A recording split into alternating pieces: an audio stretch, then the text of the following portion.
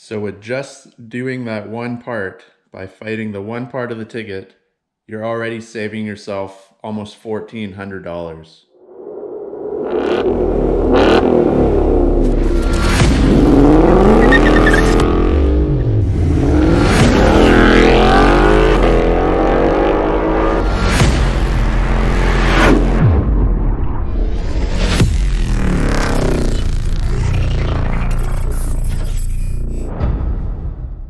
Hey everybody, welcome back. Thanks for tuning in again. Today we're going over one of the update videos again with the car. Probably can tell by the title, I ended up fighting the speeding ticket we got last year. Or not last year, but beginning of this year. It was April of 2021. We're coming up to November now, so it's been a few months, but the courts are pretty slow here to do with COVID and everything. But yeah, if you've been following the channel, you've probably watched that video. If not, make sure to like and subscribe. You can go back and check out that video if you want.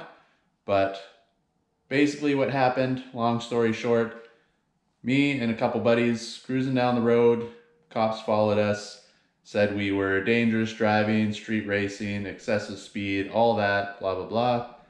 Ended up impounding the car for a week. This is not to do with any of that. That's completely different. I'll explain that later on in the video, but not to do with the impoundment fees. This is just to do with the speeding ticket and what comes along with that itself. But basically what happened is originally I was just going to say, you know what, not worth my headache and time. I'll just pay the fines, screw it, pay it, gone, money's gone, but all the headache is gone.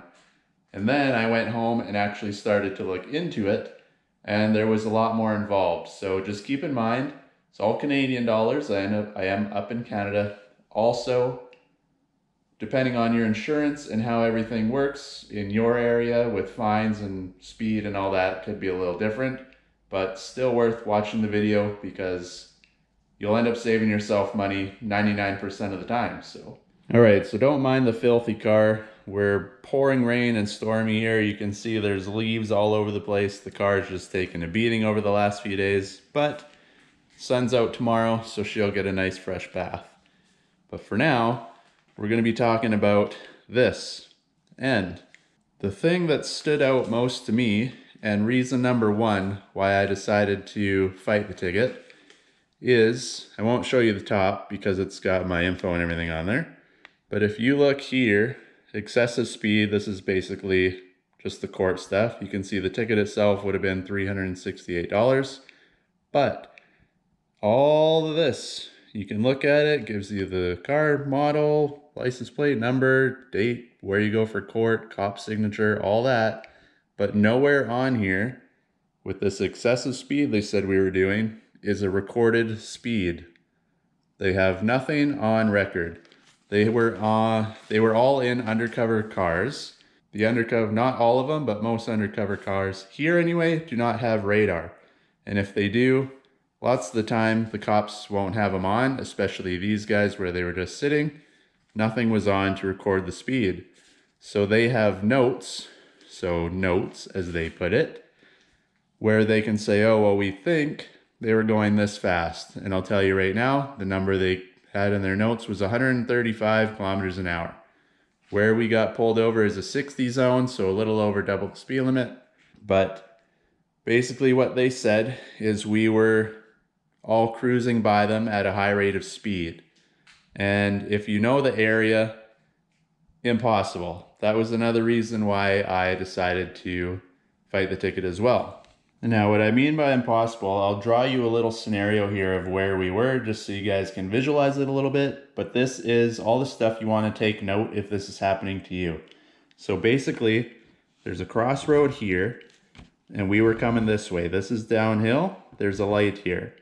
So we were all parked here. There was 4 of us. You come through the light, down the hill like this, and there's a long straightaway.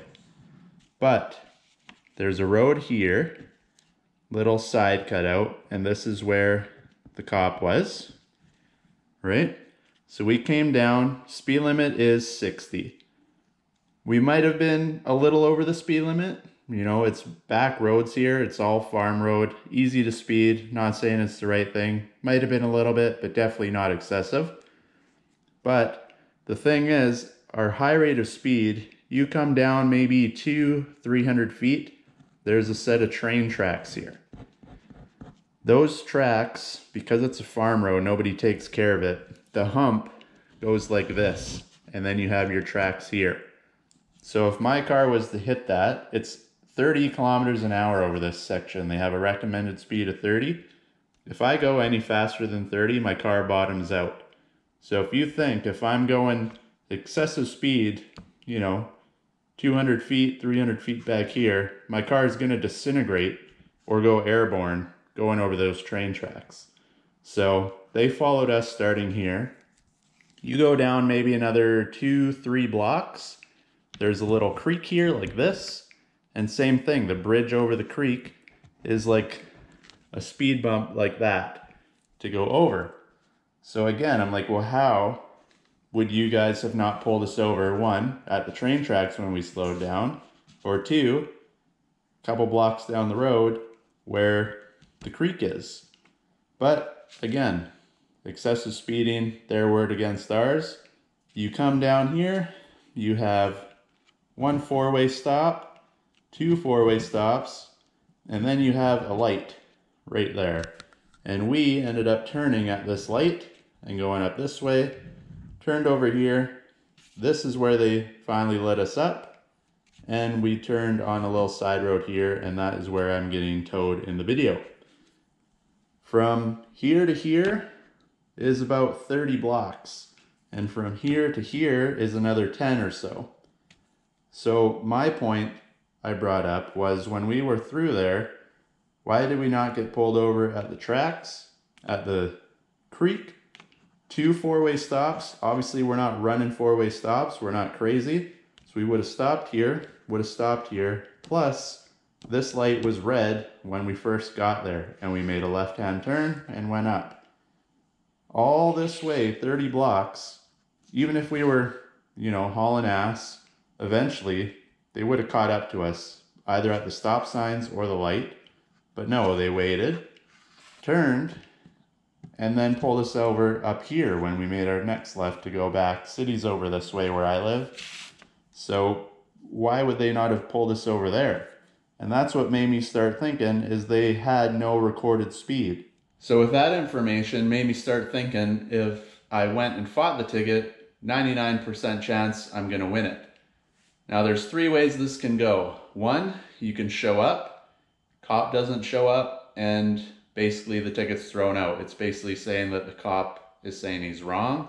Not that he is necessarily, but they don't always show up. Only thing around here where I live is they actually pay the police to go and do this now. Before, it was on the cop's own time. He had to go and deal with all the court stuff.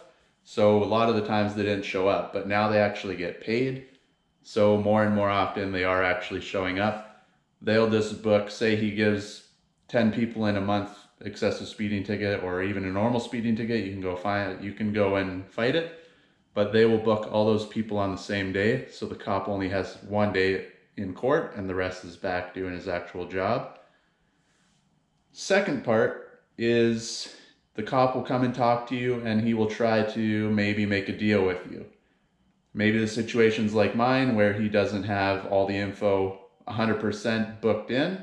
It's kind of, like I said, his word against ours. They'll maybe talk it down, say, oh, well, you know, let's lose the excessive speed, or we'll knock it down from $200 normal ticket to $100 just to get you in and out, and still gets the government a little bit of their money. Third is you go in and the cop wins. Basically says, well, here, we got you on video, we got you recorded here. This is you, this is the date, tough luck, pay your fines, away you go.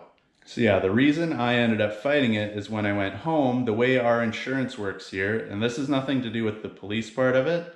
They give the ticket, obviously, but our insurance has a thing called dangerous driving. If you're over a certain speed, usually excessive speeding, you have dangerous driving. And what they do is they give you a fine of $461, I think, for every year for 3 years. And what they do is they'll actually send it to you on your birthday. So every birthday you'll go check the mail and you get a bill for almost $500. So after I noticed that, I thought, well, I'll fight the ticket. Worst case, maybe he'll drop it down, or I'll lose, pay it anyways. And best case, he doesn't show up and it'll just get thrown out. The cop did end up showing up to my ticket, but I still saved all that money because he didn't have any speed recorded, like I said.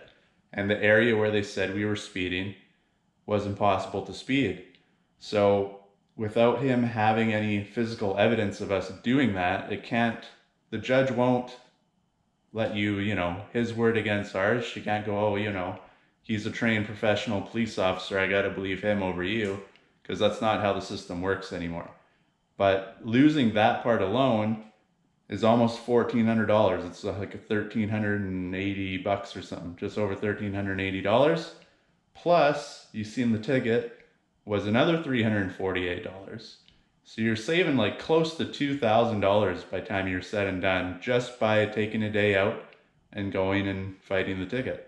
So reason number 2 why it was a good idea for me to go is I don't speed a lot. I haven't got pulled over very often. I have had speeding tickets way in the past, but the police in this incident actually looked me up and couldn't find any record because I haven't had a ticket in the last like 10 years or so. So I had no record. So I went in and basically told them like, hey, I don't have any record and I'm getting screwed over by somebody who say I'm speeding here. So what the heck is going on? They just let it go. I don't have to pay any of the fines.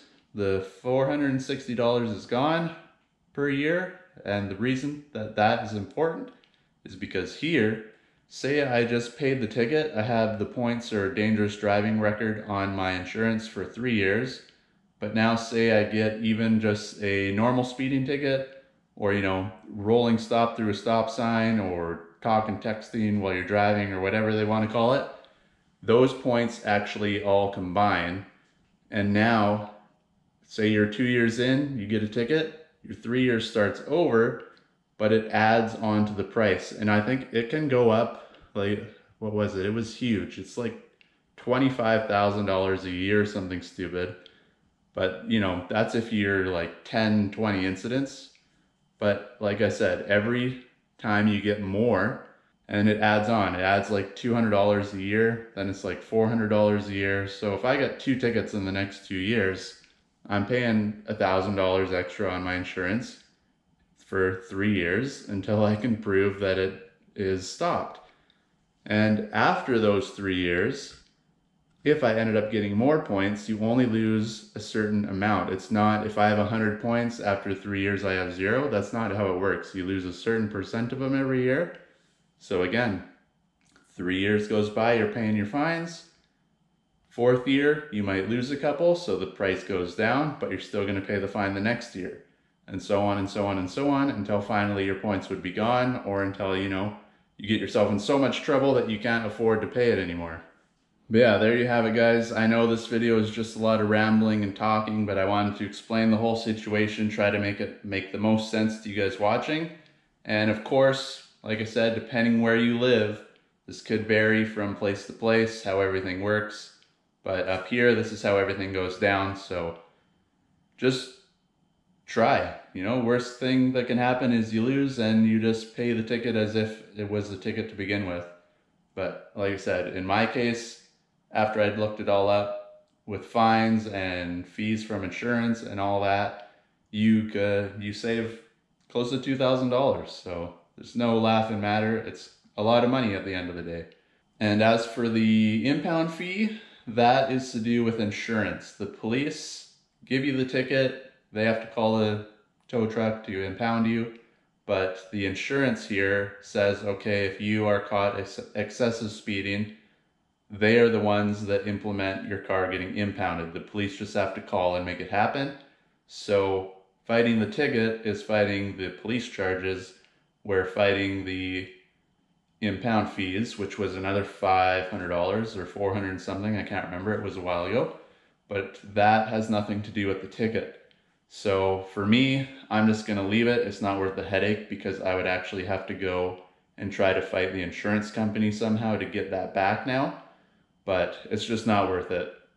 If you wanted to, maybe your impound fees are way higher, like mine was only in for a week. If you get impounded, say, for a month, maybe more, it does happen. those fees would add up, and same thing, you might be around the $2,000–3,000 mark by the time you get your car out.